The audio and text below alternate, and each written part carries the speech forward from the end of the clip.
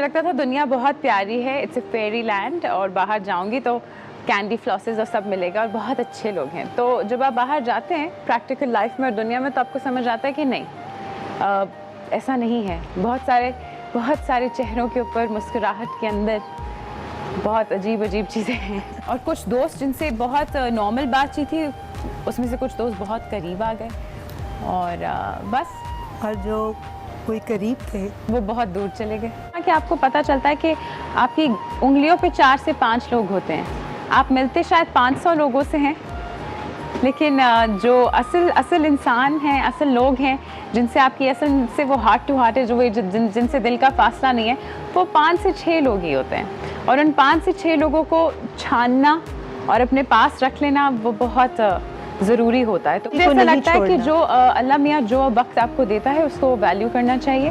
جو انسان آپ کو دیتا ہے اس کو ویلیو کریں, اور اگر وہ انسان آپ سے چلا جائے تو وہ بہت اچھی بات ہے, کیونکہ وہ انسان آپ کے ہوتے ہی نہیں ہیں. بالکل ٹھیک.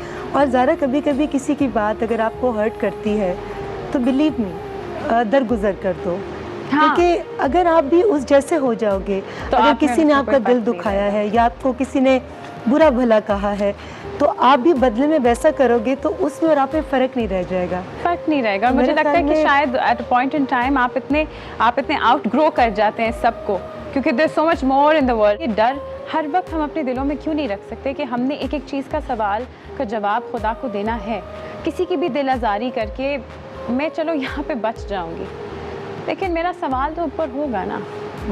اور کوئی کہیں بیٹھ کے میرے لیے اگر رو رہا ہے, یا کسی کو میں نے ہرٹ کیا ہے, یا کسی کو میری کوئی بات بری لگی ہے, میں اللہ سے 100 دفعہ بھی معافی مانگ لوں گی نا.